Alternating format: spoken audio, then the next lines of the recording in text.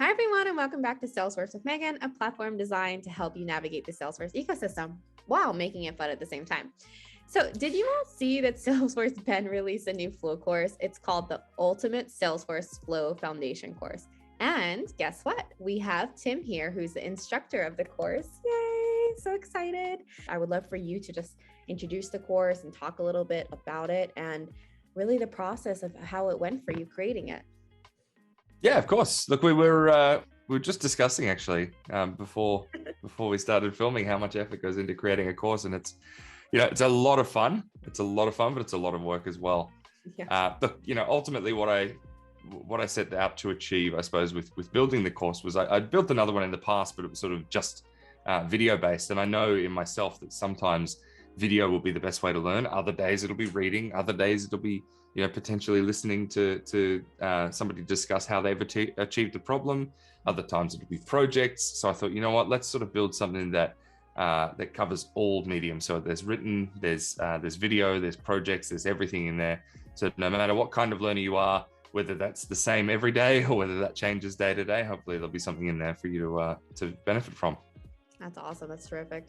Something that we talk a lot about on this channel is just catering and the importance of knowing your learning style. And for the viewers watching right now, I actually took the course, and I would just love to tell the audience just how fluid and clear and engaging you were the entire time. So that being said, I would love to also kind of introduce you as the creator of the course, but also you and your own Salesforce journey. And I know that you've been roughly in the industry for about 6 years, and during that time, you've earned 10 certifications. I want to talk about learning just because we were on the topic. And now that you've instructed an entire course, what has changed in your study approach over the years? That's a good question. I think too, when I look at sort of the first cert which I took, which was the admin cert, and the way that I approached that, I remember sort of stressing about it and not taking it and delaying it and putting it off for ages. I remember studying for weeks, months, even on end, which, that's a good approach. I knew my stuff thoroughly, but I sort of hadn't built that confidence in, I do know what I'm talking about here. I passed it luckily on the first go. And I knew my stuff, but I sort of didn't have that confidence built up. And what I've done over the years is I discovered, I think it was during my Pardot cert study, I discovered somebody had this, they called it their super spreadsheet, which basically broke down the study guide that's available now on Trailhead into, each section of the exam, and then sort of ranked it by how it's weighted in the exam itself. And I give myself sort of a rating between 1 and 3 on how confident I was at the time. And it sort of calculated in the background and showed sort of the overall confidence and when you should or should not yet take the exam. So I suppose there's 2 parts to cert studying. Number 1 is understanding what you're talking about. And number 2 is having the confidence that, okay, I really do know what I'm talking about here. I'll be able to go into the exam knowing, ultimately what they're going to ask. Even if there's a few tricky questions in there, I'll kind of be able to understand it ultimately. So yeah, it's sort of, there's a lot of evolution when you sort of start studying, and the confidence I find was the biggest thing that's changed over time, and also the approach to help build that confidence as well. I like that. I like how you gave yourself a numeric kind of point where I could take the test, and you were it sounds like you were really realistic with yourself, which, like, during that process, you really, really have to be. So I would also, something you just kind of like thought of was, when you were studying for your exam, did you also do hands-on? A lot, yeah. Look, every exam that I've done, there was one, I think it was the first Pardot exam that I did, the specialist cert, where I didn't have a Pardot environment easily accessible to me.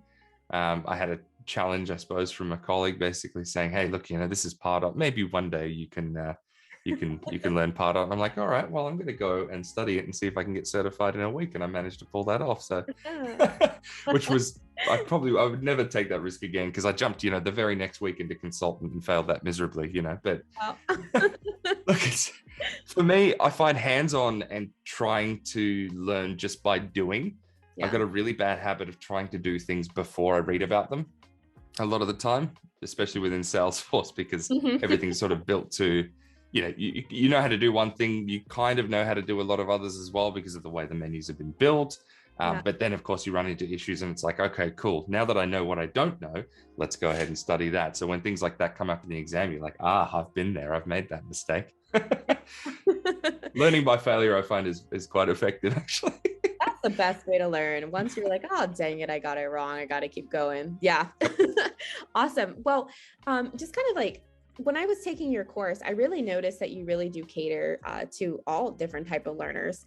So I would love to have you just speak onto it and speak into the different sections that your course had. How will your course benefit those different type of learners? Like what type of material do you have? Look, like I said, we start off at the very beginning. So how to access the flow menu, how to manage the list views of flows, all that sort of thing. We go into talking about the resources and the different elements that are on the screen or on the canvas as you're building. So we start at that in the weeds at the sort of the very beginning, and we sort of build up over time. Once we've learned the basics, we then talk about the best ways to do things, the different types of flows and the different ways you should tackle problems. We talk then about sort of planning out your flows. So again, you've got the flow builder, which is fantastic, but sometimes jumping in there and just sort of starting to build, which I must admit I've got a very bad habit of doing, it's not always the best approach, particularly on the more complex, the more complex requirements, or when you've got multiple business requirements that you need to translate into a flow. So then we talk about designing the flows, is using apps like Lucidchart.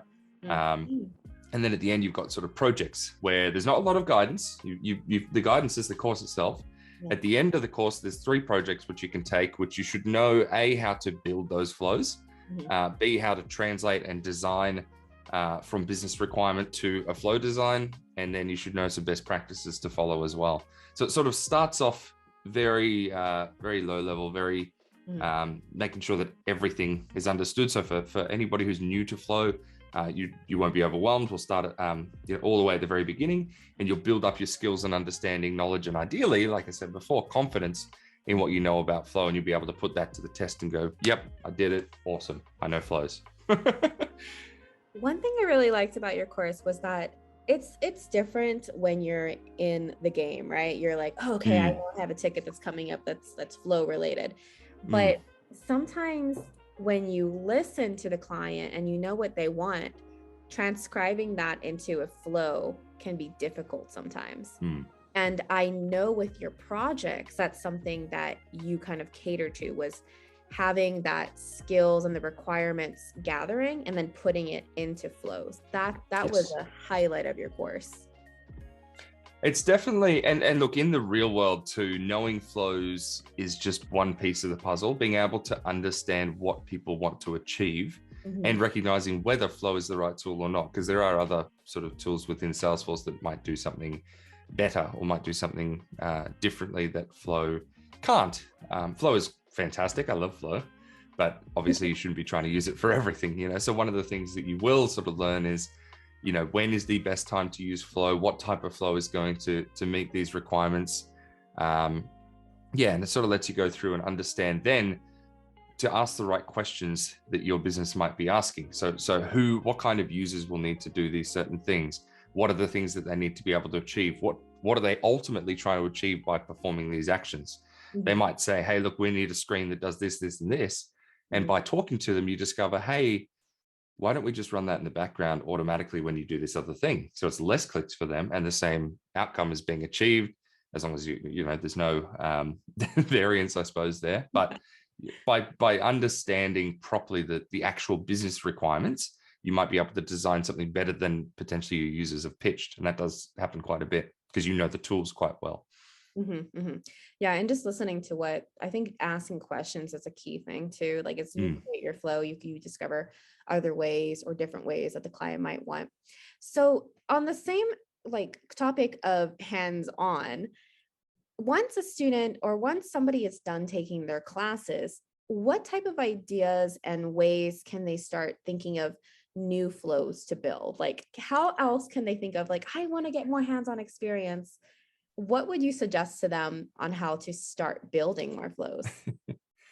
Look, it depends on the kind of role that you're in. If you're either not working within Salesforce as yet, or you're working inside of Salesforce, but not really working with flows too much, and you want to develop your skills.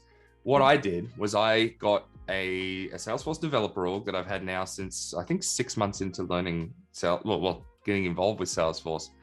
And I've sort of built out my life in there. So recently I got married, and a lot of our wedding planning was actually in an app called Wedding Wizard that I built inside of Salesforce that, allowed us to sort of manage timelines and manage lists of people and manage allergies and all these different things. And I used Flow to make that a little bit easier to interact with. So different screen flows and notifications in the background and scheduled flows to remind me of all sorts of jobs that were outstanding on certain dates. And it was a lot of fun.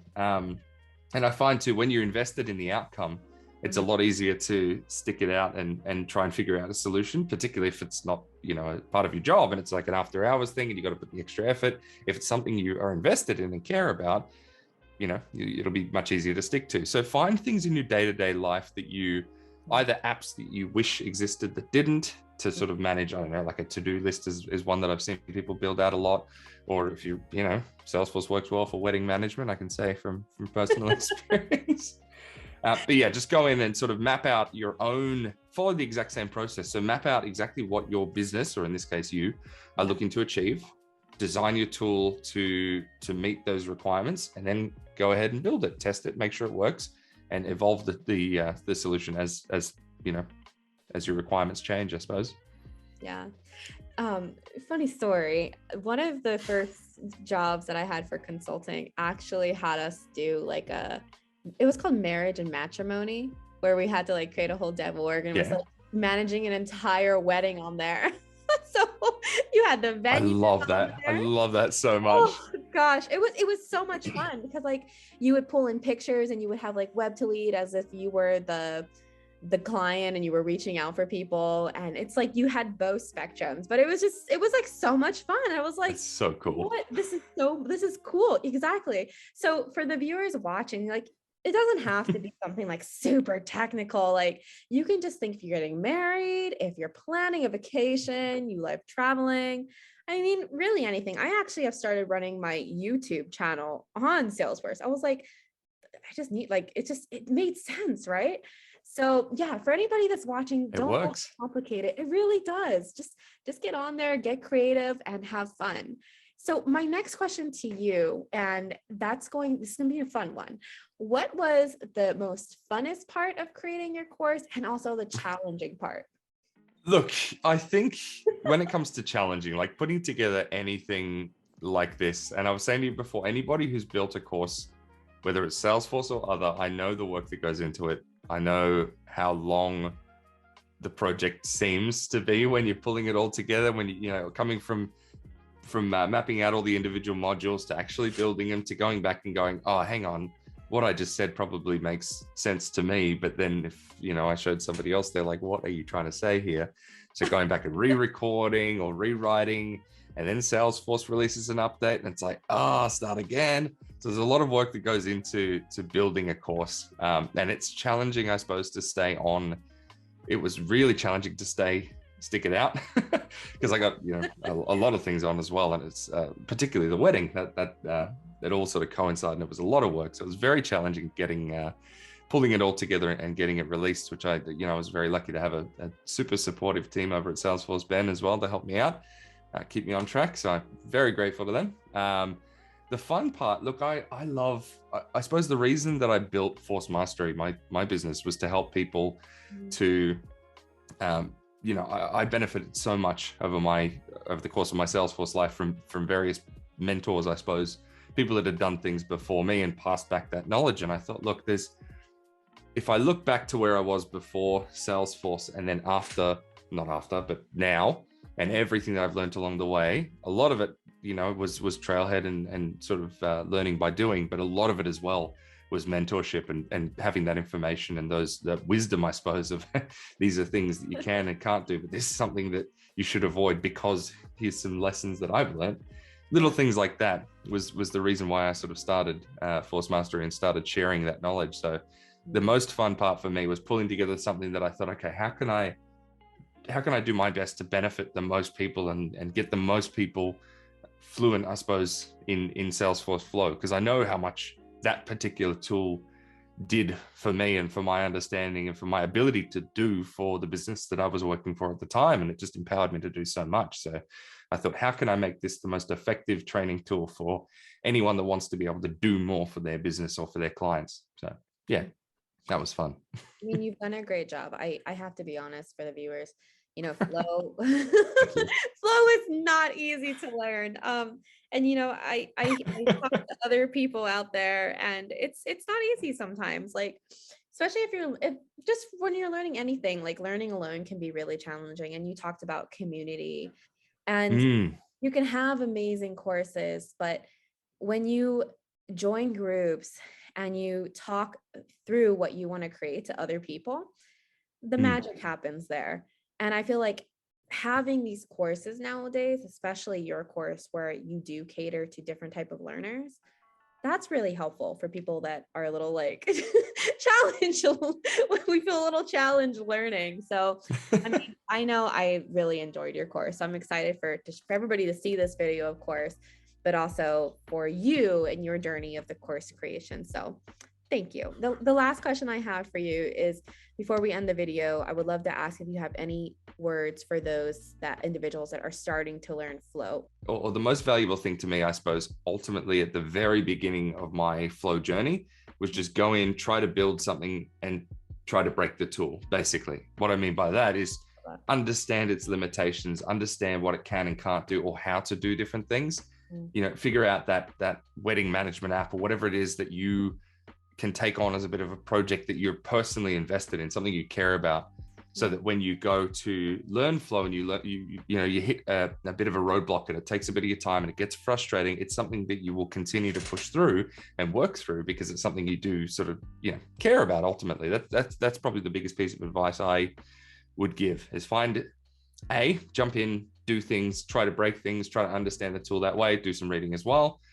There's also best practices as well. If you know flow and you're just trying to get better at it, there are some best practices that you should be following. There's we talk about that in the course in quite a lot of detail. There's a lot of ways that you can learn that as well. But go in, try break things. If you're starting off, get involved in a project that you're personally sort of emotionally invested in is a way to stick through it, and learn the best practices, learn the limitations of the tool, and go from there. Yeah. Break it. Just go in and break it. Have fun. That's the number one thing, isn't it? Yeah. I think that's the number one thing. Have fun, break 100%. it, enjoy it. Well, awesome. Thank you so much for coming on.